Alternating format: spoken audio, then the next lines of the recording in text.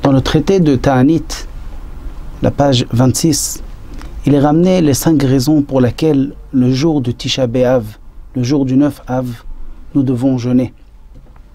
Ils sont passés des choses affreuses pendant cette période du 9 Av, et malheureusement cette date a été retenue dans le long des années, pendant les périodes où tout le Am Israël, le peuple d'Israël était en diaspora. Toujours cette date-là a été une date très compliquée, très dure pour le peuple d'Israël. Mais comment cela a commencé? La Gemara, donc dans Ta'anit, nous dit que pour 5 raisons, le 9 Av, nous devons jeûner. La première raison qui a été mentionnée, elle a commencé depuis l'époque où le peuple d'Israël est sorti d'Égypte. Après 40 jours qu'ils sont sortis d'Égypte, ils ont reçu la Torah. Et à ce moment-là, le peuple d'Israël était prêt à rentrer dans la Terre Sainte. Mais les Juifs ont décidé d'envoyer des espions. Malheureusement, ces espions-là, au bout de 40 jours, sont revenus et ont parlé du mal sur la terre d'Israël.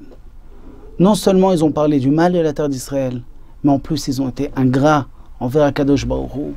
Ils ont commencé à dire des choses très graves, comme par exemple que le Dieu qui nous a fait sortir d'Égypte n'est pas capable de nous faire rentrer dans cette terre, parce que les gens qui habitent dans cette terre, ils sont très forts. Ils sont des géants, on n'arrivera jamais. Et là, le peuple d'Israël se met à pleurer, se met à gémir et dire pourquoi on est sorti d'Égypte. Voilà, maintenant on ne peut même pas rentrer dans cette terre. Ils ont pleuré. Et là, la colère de Dieu est montée. Et il a dit à Moshe, dis-leur à ce peuple ingrat que vous pleurez pour rien, eh bien je vous promets que vous allez pleurer pour quelque chose. Et effectivement, Akadosh Baruch Hu a décidé que tout le Am Israël, tout le peuple qui était dans le désert, eh bien, ils vont devoir maintenant, au lieu de rentrer en Israël, traîner pendant 40 ans dans le désert. Et qu'après ces 40 ans où ils vont tous mourir, eh bien, les enfants de ces gens-là pourront rentrer en Israël, mais eux ne rentreront pas. Et là, vraiment, tout le monde s'est mis à pleurer, et pour de bon, pour quelque chose. Cette date-là, c'était le 9 Av.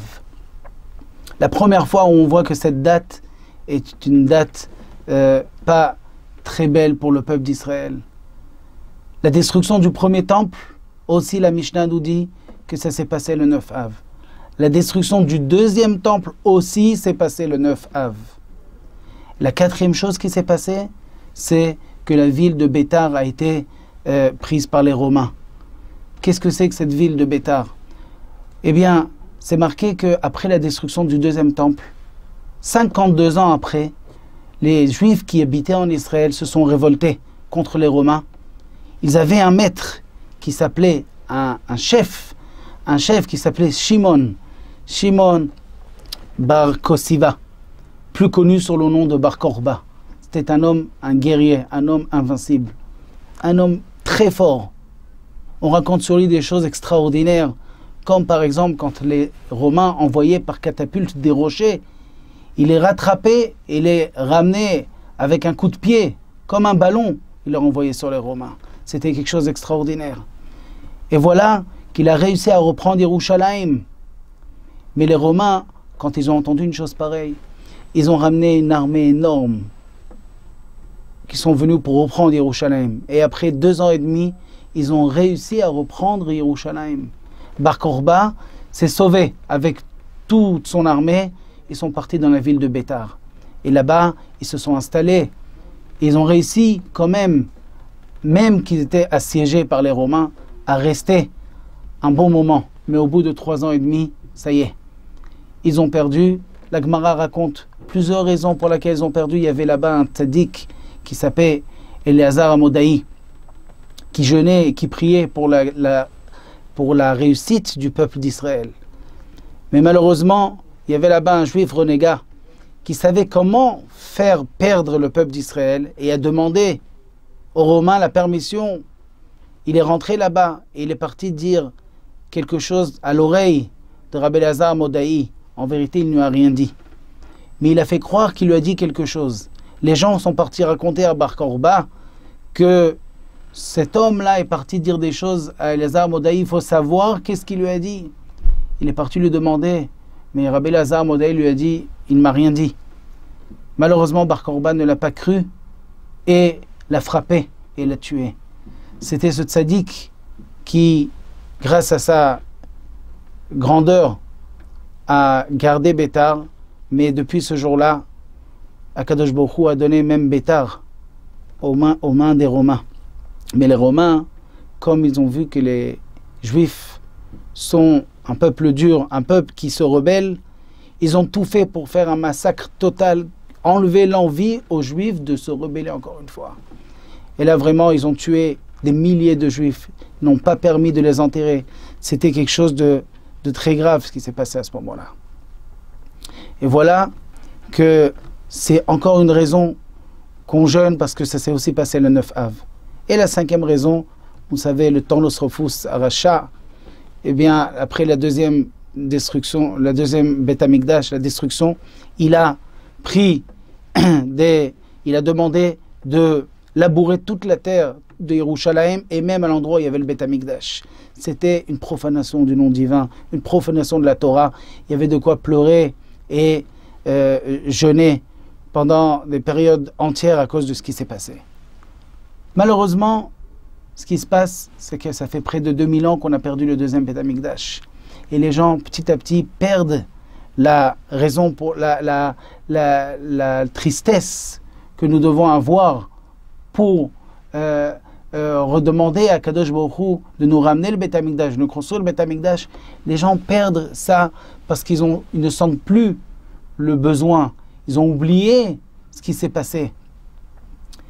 Le Rav de Radin, Rabbi Meir Cohen, plus connu sous le nom de Chafetz Chaim, on raconte sur lui qu'un jour, sa fille est venue le voir en pleurant.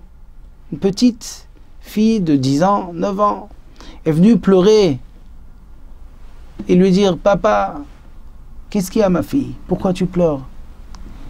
Et lui raconte qu'elle jouait avec ses copines au cache-cache.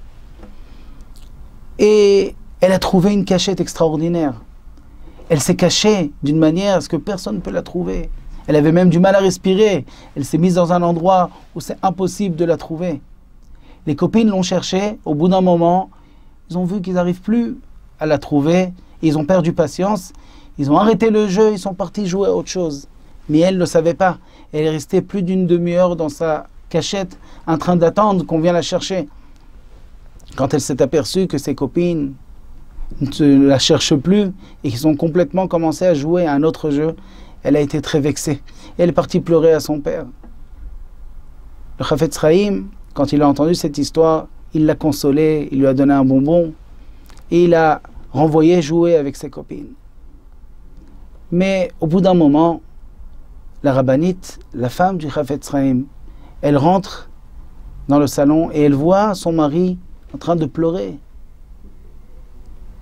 Et là, elle s'approche de son mari et lui demande « Pourquoi est-ce que tu pleures ?» Et le Chafetz Chaim lui raconte l'histoire de sa fille. Alors, sa femme ne savait plus si elle devait rigoler ou pleurer. « C'est pour ça que tu pleures, pour l'histoire de cache-cache de ta fille ?» Il a dit « Non, tu ne comprends pas. Tu ne comprends pas pourquoi je pleure. » Akadosh Baruch Hu, quand il a détruit le Beth Amikdash, on méritait cet exil parce que les Bnei Israël ont fauté. Et il a dit à Kadosh Baruch Hu, Vanochi astir panav mehem. Anochi astir panav mehem. Je vais me cacher d'eux. Je ne veux plus me dévoiler. Ils vont devoir me chercher. Et voilà, Kadosh Baruch Hu, ça fait plus de 2000 ans qu'il se cache. Mais nous sommes occupés avec nos affaires personnelles, avec notre vie de tous les jours, le train-train de tous les jours. Et on oublie pourquoi nous sommes en galoute, on oublie que nous sommes en exil. Et c'est ça que Yirmiya Navi, Jérémie, le prophète, dit « Kol me ahavayich shechechuch » tous ceux qui t'aimaient, ils t'ont oublié.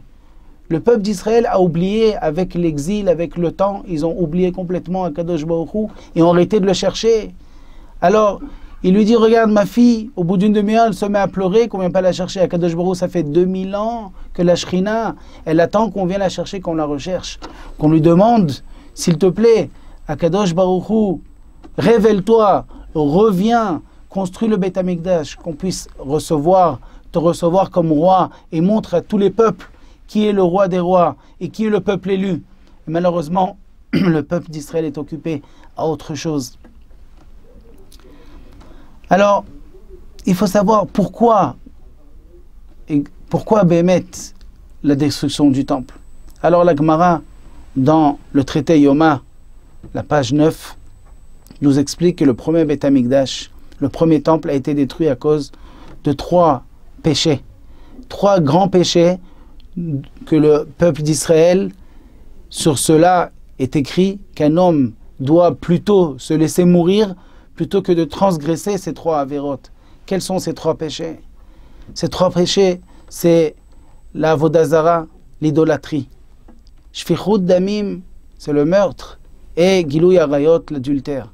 Ces 3 péchés-là sont très graves.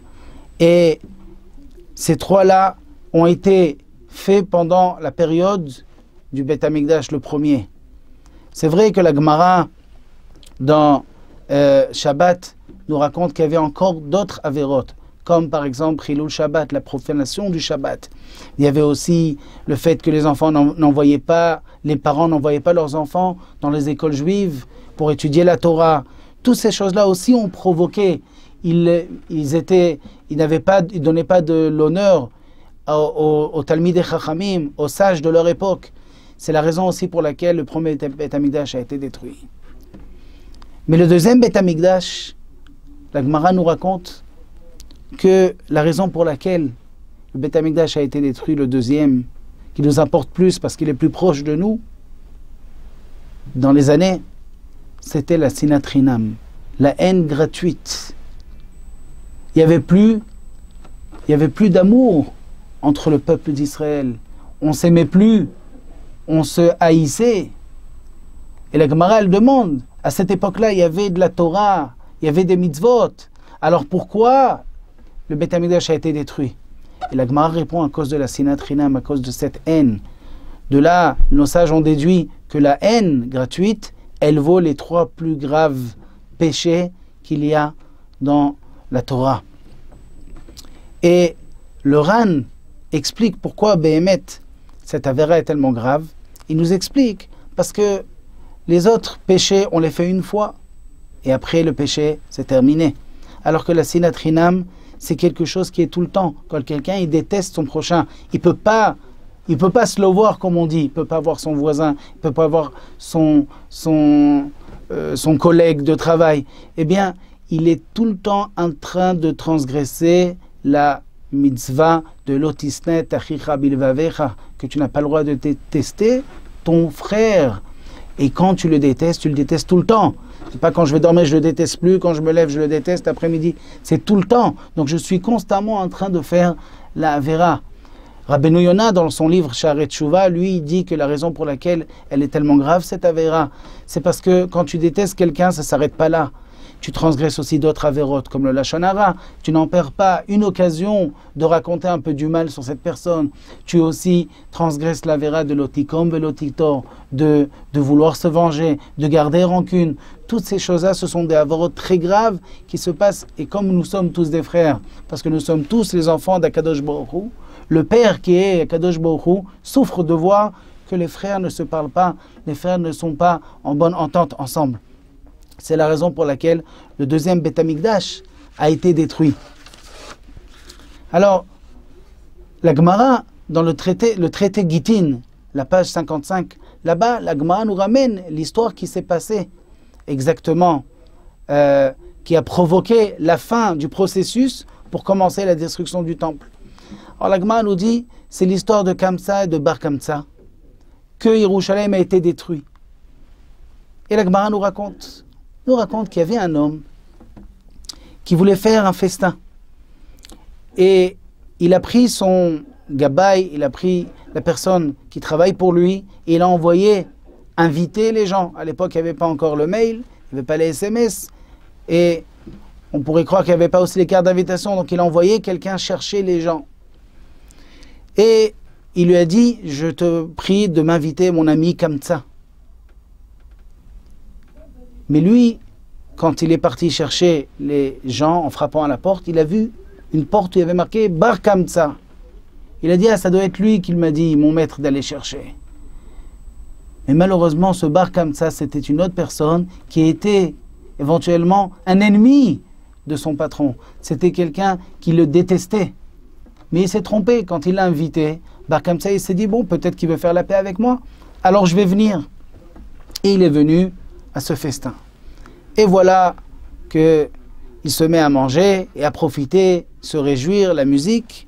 Et le patron qui se promène et qui dit bonjour à tous ses invités. Et tout d'un coup, il s'aperçoit de loin, il voit Bar Kamtsa.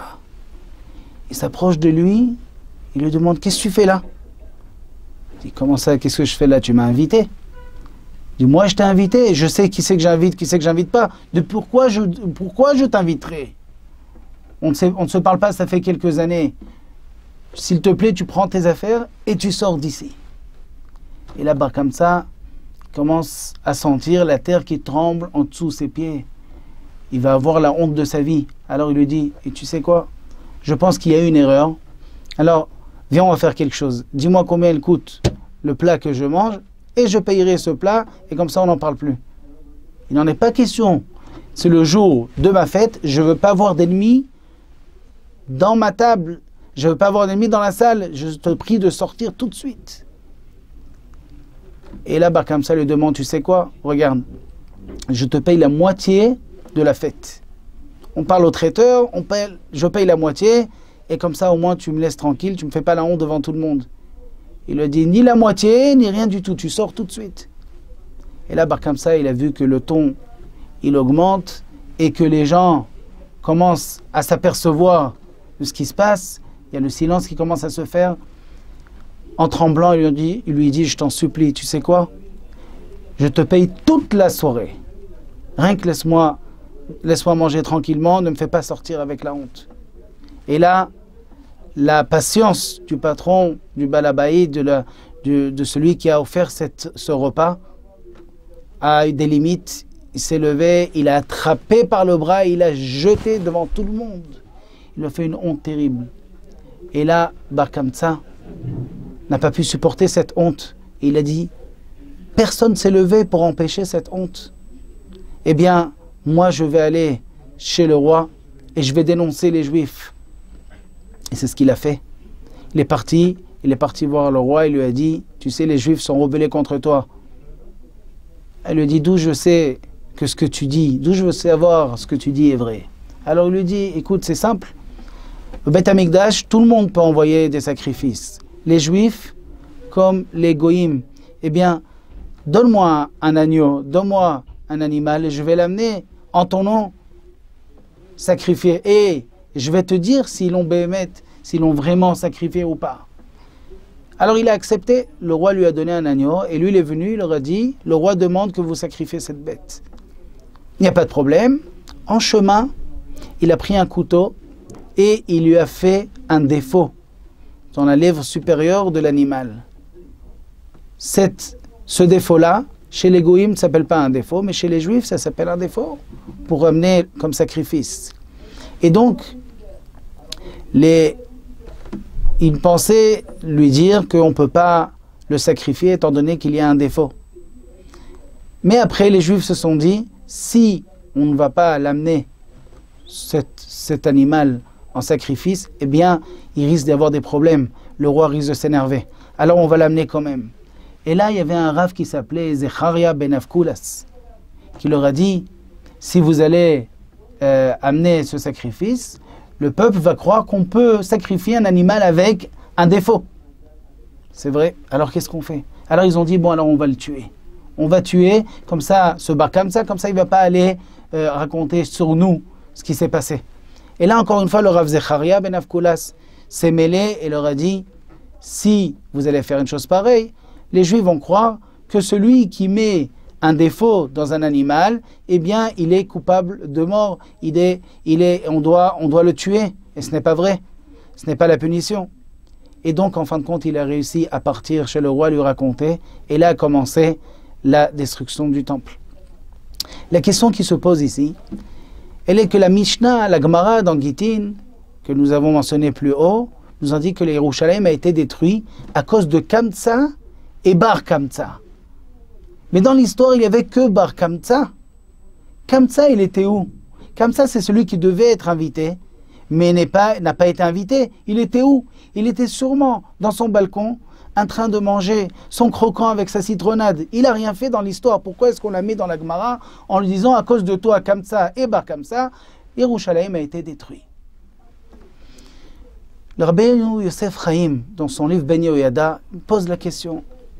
Et il nous dit que Bar Kamtsa, en araméen Bar, c'est Ben, ça veut dire le fils. C'était Kamtsa, le fils de Kamtsa. C'est-à-dire que cet homme qui a fait ce repas, il avait un ami qui s'appelait Kamtsa, et le fils de Kamtsa, il ne pouvait pas se le voir, c'était son ennemi. Alors nous dit le Ben Yehoyada, son père Kamtsa, c'est sûr qu'il savait qu'il y avait une haine entre son ami et son fils.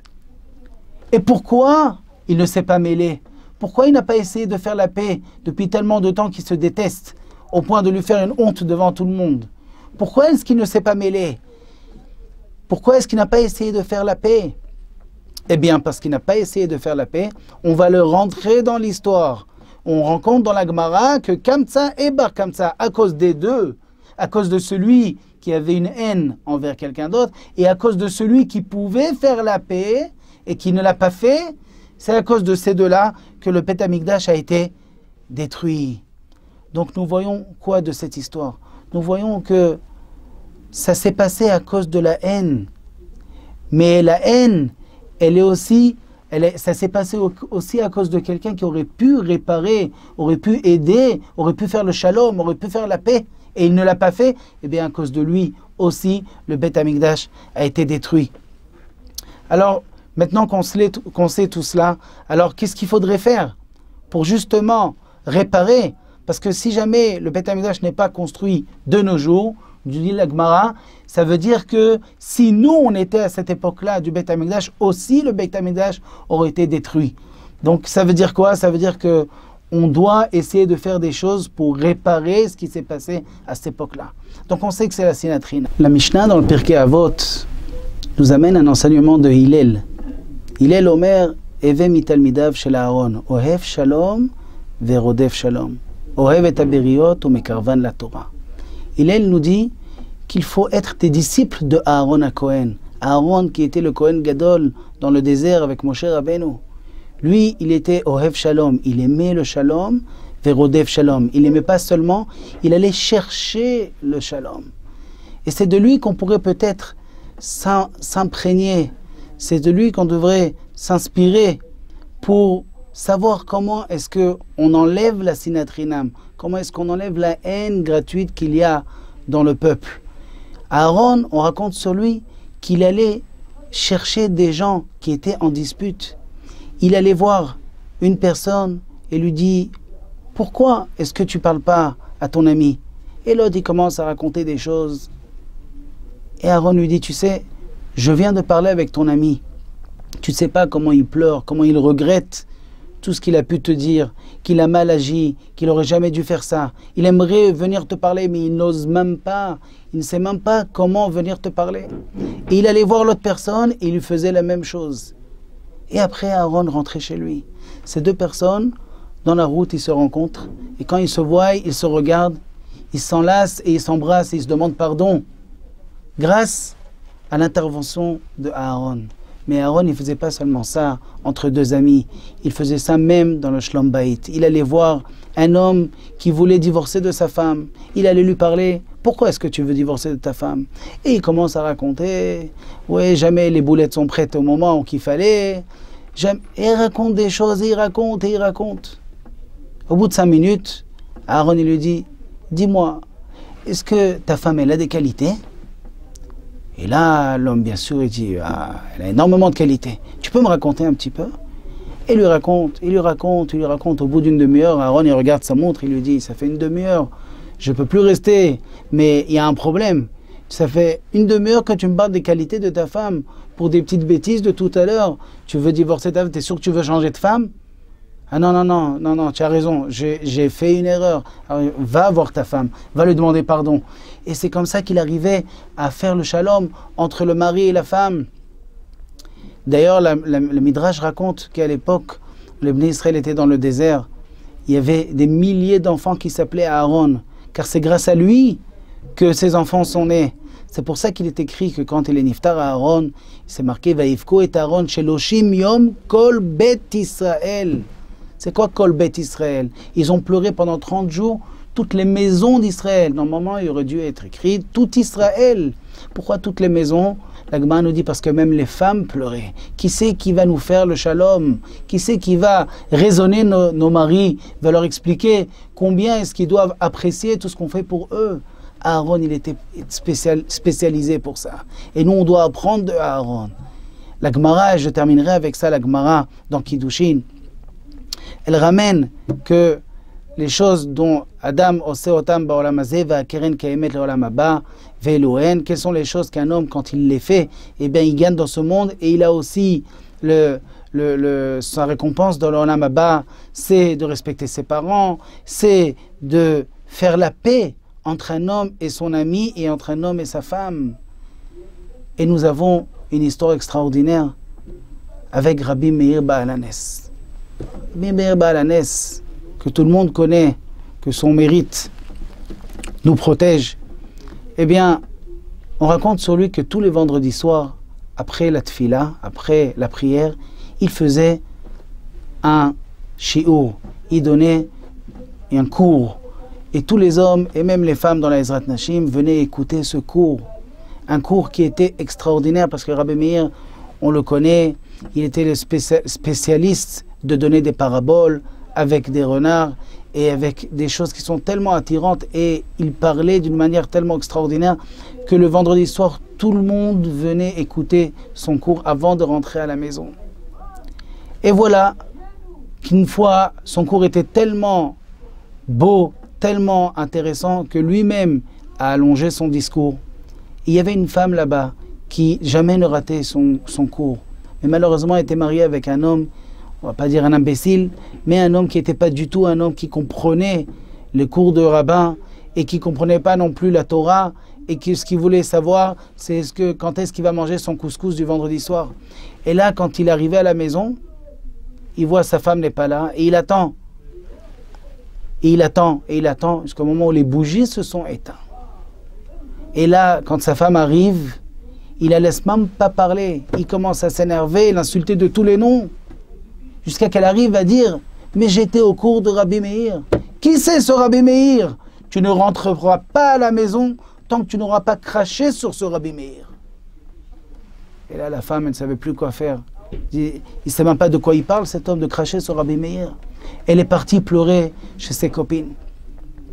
Ses copines ont essayé de la consoler, mais c'est très difficile maintenant parce qu'il a juré son mari qu'il ne la laissera pas rentrer tant qu'elle n'aura pas craché sur Rabbi Meir. Rabbi Meir, il avait le roi HaKodesh. Rabbi Meir, il savait ce qui s'est passé dans cette maison. Donc il a fait sortir une rumeur de chez lui qu'il a mal à l'œil. Et il y avait à l'époque des femmes qui savaient dire des choses, des phrases spéciales et cracher sur l'œil et ça réparait, c'était une guérison pour l'œil. Et il a demandé, est-ce qu'il y a une femme qui sait parler, qui sait dire ces phrases et cracher sur l'œil pour me donner la guérison? Et là les copines lui ont dit, c'est l'occasion ou jamais d'aller faire ce qu'il demande Rabbi Meir et comme ça tu pourras rentrer chez toi. Mais elle leur a dit, mais moi je ne sais pas, je ne connais pas cette refoua, je ne sais pas comment est-ce qu'on fait cette guérison, je ne sais pas. Fais semblant de savoir. Et ils l'ont poussé jusqu'à qu'elle arrivait devant Rabbi Meir. Quand elle arrive devant Rabbi Meir il lui dit, alors, tu peux me faire cette guérison? Et là, tellement elle a eu peur de lui, elle a dit, je ne sais pas faire ça, on m'a poussé, je ne sais pas le faire. Rabbi Meir lui demande, c'est pas grave. Et là, Rabbi Meir lui dit, je sais que tu ne sais pas, mais moi je te demande, crache-moi sur l'œil 7 fois. Et c'est ce qu'elle a fait. Elle lui a craché 7 fois sur l'œil. Et là il lui dit, Rabbi Meir, va dire à ton mari que tu n'as pas craché une fois, tu as craché 7 fois. Et les élèves de Rabbi Meir étaient autour, et ils ne comprenaient pas. Qu'est-ce que c'est cette histoire? Si on le savait, on aurait amené cette personne-là, on l'aurait frappé devant toi. Qu'est-ce que ça veut dire? Et là, Rabbi Meir, il leur a dit, vous savez, Akadosh Baruch Hu, pour faire la paix entre un homme et sa femme, il est prêt à effacer son nom. Comme tout le monde connaît l'histoire de la Sota, où là-bas on effaçait le nom d'Akadosh Baruch Hu, d'Hachem, pour pouvoir faire la paix entre l'homme. Alors dit Rabbi Meir, si Akadosh Baruch Hu est prêt à effacer son nom, moi je ne suis pas prêt à le faire aussi. Et de là on apprend la grandeur du Shalom Bayit. Combien un homme doit faire des efforts pour faire la paix entre un homme et son mari, pour faire la paix entre un homme et son prochain. Et avec cela, si chacun donne du sien, on pourra réussir à amener le Shalom, que tout le peuple d'Israël soit comme une seule famille, tous des frères et des sœurs, et grâce à cela, on pourra amener Bezrat Hashem, Asher Tzidkenu B'Meira V'Amenu Amen.